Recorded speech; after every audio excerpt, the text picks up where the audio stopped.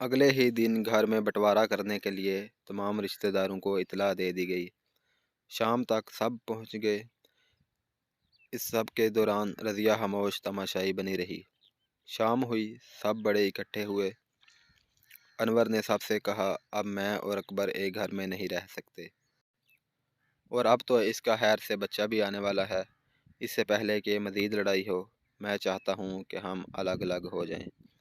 ये सुनकर सब बड़ों ने अकबर से पूछा कि तुम क्या चाहते हो। अकबर ने कहा, मैं तो बहुत देर से कह रहा था हमें अलग अलग हो जाना चाहिए, लेकिन ये बीबी जान की ख्वाहिश थी कि हम मिलकर एक ही घर में रहें। मेरी बीवी भाभी को एक नज़र नहीं भाती। कितना मुश्किल वक्त गुजारा है इसने, ये मैं जानता हूँ। बेशक इसने कभी कोई शिकवा नहीं किया, लेकिन मैं भी घर में ही रहता हूँ। सिर्फ बीबी की वजह से खामोश तमाशाई बना रहा, लेकिन अब बहुत सारी चीज़ें बर्दाश्त से बाहर हैं। अच्छा है हम अलग ही हो जाएं। दोनों भाइयों के फैसले पर बड़ों ने बंटवारा करना शुरू कर दिया। ज़मीन बराबर तकसीम हुई, लेकिन जब बात घर और बाकी चीज़ों पर आई तो भाभी ने अपना ड्रामा शुरू कर दिया। इंसाफ के मुताबिक सब चीज़ें, चाहे वो जानवर थे या घर की बाकी की ज़रूरत की अशिया, सबको बराबर तकसीम करना था। इन जानवरों में अकबर का कोई हिस्सा नहीं है, और ना ही बाकी की चीज़ों में। जिठानी ने चिल्ला के कहा, क्या मतलब? ये सब मेरे माँ बाप का है। आप कौन होती हैं ऐसे बोलने वाली? अकबर ने भी गुस्से से कहा। अकबर प्लीज़, हमें कुछ नहीं लेना, आप बस लड़ाई ना करें। जो कुछ दे दिया है वही बहुत है, बस आप बहस ना करें। रज़िया ने अकबर की मिन्नत करते हुए कहा। रज़िया की हालत को देखकर अकबर ने मज़ीद बहस ना की। अकबर को एक साइड वाला कमरा दिया गया, जो कि नहायत खस्ता हालत में था। थोड़ी सी बारिश से भी मालूम होता था कि छत गिर जाएगी, लेकिन दोनों ने सब्र से काम लिया, और अकबर ने रज़िया की खुशी के लिए सब कुछ खामोशी से कबूल कर लिया। और फिर सामान उठाने के लिए बोल दिया गया। यूँ अलग अलग हो गए, मगर जेठानी की वजह से अकबर को इंसाफ ना मिल सका, और बहुत कम और नाकस चीज़ें मिली। लेकिन इस पर भी दोनों ने शुक्र किया और अपना मामला अल्लाह पर छोड़ दिया। अकबर ने अगले दिन ही जॉब से छुट्टी कर ली, ताकि अपना सामान उठाकर अपने कमरे में रखवा ले, क्योंकि रज़िया की हालत ऐसी नहीं थी कि वो कोई काम कर सकती। यूँ सब कुछ अलग अलग हो गया, अपना अपना खाना पकाना, हर चीज़ अपनी अपनी। अकबर और रज़िया पर बहुत कठिन हालात आ गए, क्योंकि अभी अकबर की तनख्वाह भी नहीं आई थी, इसलिए ज़रूरत की हर चीज़ इनके पास मौजूद ना थी। हत्ता के खाना बनाने के लिए किचन भी मौजूद ना था, और ना ही बाकी की खाना बनाने के लिए सब चीज़ें। एक दो दिन तो दोनों ने मिर्च की चटनी बनाकर खाना खाया और अल्लाह का शुक्र अदा किया। मगर फिर अकबर ने अपने एक दोस्त से कुछ पैसे उधार ले लिए और किचन का सामान ले आया, ताकि थोड़ा बहुत गुज़र बसर हो सके। जब ये अलहदा होने वाली बात रज़िया के घर तक पहुंची, तो रज़िया की माँ भागी हुई आई, क्योंकि इन्हें मालूम हो गया था कि रज़िया को बहुत बुरे हालात का सामना करना पड़ रहा है। इसलिए अपने साथ वो छोटी मोटी चीज़ें जैसे नमक, मिर्च, दालें वगैरह शामिल है ले आई, ताकि जब तक अकबर की तनख्वाह नहीं आ जाती वो बआसानी गुज़र बसर कर सके। और साथ साथ बेटी को ढेर सारी हिदायतें भी दीं कि अब इसे कैसे अपनी आगे की ज़िंदगी गुजारनी है। बेशक दुनिया में अगर आपको सब लोग छोड़ जाएं, तो एक वाहिद माँ ऐसी हस्ती है जो कभी साथ नहीं छोड़ती, चाहे हम कितने ही बुरे क्यों ना हों, कितने ही नाफरमान क्यों ना हों। लेकिन माँ के लिए अपने बच्चे कभी बुरे नहीं होते। माँ का दिल बहुत बड़ा होता है, खुद भूखी रह सकती है, लेकिन अपने बच्चों को कभी भूखा नहीं देख सकती। खुद बड़े से बड़ा भी दुख तकलीफ़ बर्दाश्त कर सकती है, लेकिन अपने बच्चों के लिए वो कभी भी नहीं बर्दाश्त करती कि वो दुख में हो। माँ का दिल बहुत नरम होता है। लोग चाहे कितने ही क्यों ना बुरा भला बोलें इसकी औलाद को, मगर वो कभी भी नहीं कहती कि इनकी औलाद बुरी है। औलाद बेशक माँ बाप से कता ताल्लुक़ हो जाए, मगर माँ बाप कभी ऐसा नहीं करते। हत्ता कि इनके दिल से हमेशा दुआ ही निकलती है अपनी औलाद के लिए। औलाद आके खुद पोते पोतियों नवासे नवासियों वाले हो जाते हैं, لیکن ماں کے لیے وہ ہمیشہ بچے ہی رہتے ہیں۔ اللہ ہمیشہ سب کے سروں پر ماں باپ کا سایہ قائم رکھے، آمین۔ جیسے تیسے کر کے دونوں میاں بیوی نے ایک ماہ گزارا۔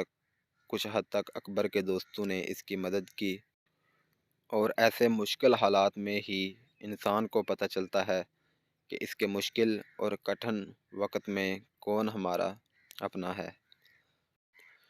جو لوگ واقعی آپ سے مخلص ہوتے ہیں وہ آپ کے ساتھ کھڑے ہوتے ہیں، چاہے آپ کے حالات اچھے ہوں یا برے، کیونکہ اچھے حالات میں تو سب دوست اور مخلص ہی بنتے ہیں، لیکن اصل میں سب کے مخلص پن کا پتہ مشکل حالات میں چلتا ہے۔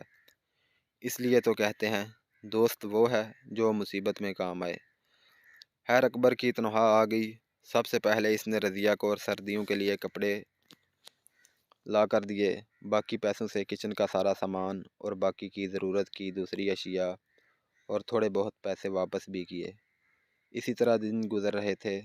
بے شک حالات بہت ہی خراب تھے، مگر دونوں نے مل کر ان مشکل حالات کا سامنا کیا، کیونکہ گھر ہمیشہ دونوں فریقین کی ہم آہنگی سے ہی چلتا ہے۔ مشکل وقت میں دونوں میاں بیوی ایک ہی دوسرے کا سہارا ہوتے ہیں، ایک دوسرے کی ہمت۔ اس لیے اگر اس طرح کے حالات میں دونوں ہی ایک دوسرے سے شکوہ کرنے لگ جائیں تو گھر کبھی بھی خوشحال نہیں رہ سکتا۔ اس لیے تو میاں بیوی کو ایک گاڑی کے دو پہیے کہا گیا ہے۔ جیسے گاڑی ایک پہیہ پر نہیں چل سکتی، ویسے ہی گھر بھی ایک فریق سے نہیں چل سکتا۔ رضیہ شروع سے ہی بہت سلجھی ہوئی لڑکی تھی۔ بے شک وہ ماں باپ کے گھر میں شرارتوں میں سب سے آگے تھی، مگر سب بہنوں میں زیادہ سمجھدار بھی وہی تھی۔ اس لیے رضیہ نے پیسوں سے کچھ پیسے نکال کر ایک سائڈ پر جمع کرنے شروع کر دیے۔ اچھے برے وقت کا کیا پتہ ہوتا، اس لیے بجائے دوسروں کے سامنے ہاتھ پھیلانے کے بہتر ہے کچھ بندہ اپنی جمع پونجی عزت سے استعمال کر لے۔ آخر وہ وقت آ ہی گیا جس کا رضیہ اور اکبر کو انتظار تھا۔ اللہ نے ان کو بھی اولاد جیسی نعمت سے نواز دیا۔ بے شک وہ اپنے بندوں کو خوشی اور غم دونوں دے کر آزماتا ہے۔ جن سے وہ بہت پیار کرتا ہے ان کو وہ مشکل وقت اور دوسری دنیاوی مشکلات سے آزما کر دیکھتا ہے کہ اس کے بندے میں کتنی ہمت ہے، کتنا حوصلہ ہے اور کتنا اپنے خدا پر یقین ہے۔ کیونکہ اگر کسی کا ایمان دیکھنا ہو یا اللہ پر بھروسہ دیکھنا ہو تو اس کو مشکل حالات میں دیکھو کہ وہ اپنے رب سے شکوہ کرتا ہے یا پھر یقین اور ایمان سے اپنے اچھے وقت کے لیے دعا۔ واہ، مٹھائی آئی ہے، لگتا ہے لڑکا پیدا ہوا ہے۔ ماموں ذوالفقار نے برفی اٹھا کر منہ میں رکھتے ہوئے کہا، بھئی مٹھائی کھاؤ، بس یہ نہ دیکھو لڑکا ہے کہ لڑکی۔ جو بھی ہے میں بہت خوش ہوں۔ اللہ نے اتنی منت مرادوں سے مجھے اولاد سے جو نوازا ہے، اکبر نے مسکرا کر کہا۔ آواز سن کر نانی اماں باہر آ گئیں۔ مٹھائی کس خوشی میں؟ رضیہ ٹھیک ہے؟ نانی اماں نے اپنی بیٹی کا پوچھا۔ ہاں جی ماں جی، رضیہ بھی ٹھیک ہے اور ہمارا نیا مہمان بھی، اکبر نے خوش ہوتے ہوئے کہا اور مٹھائی کا ڈبہ سامنے پیش کیا۔ ماشاء اللہ، جیتا رہ پتر، اللہ لمبی حیاتی کرے، مبارک ہوئے زیادہ ساری۔ نانی نے اپنے داماد اکبر کے سر پر ہاتھ پھیرا۔ اللہ نے پتر دیتا کہ دھی رانی؟ نانی نے مٹھائی کھاتے ہوئے پوچھا۔ بس اماں، اللہ نے میرے گھر میں رحمت کر دی ہے، مجھے بیٹی دی ہے، اور اماں میرے جتنے بھی بیٹے ہو جائیں پر وہ میری بیٹی سے زیادہ پیارے نہیں ہو سکتے کبھی، اکبر نے مسکرا کر کہا۔ یار، میں تو سمجھا بیٹا ہوا ہے تبھی تم مٹھائی لے کر آئے، پر بیٹی ہوئی ہے اور بیٹی پر مٹھائی کون بانٹتا ہے؟ ذوالفقار نے منہ بنا کر کہا۔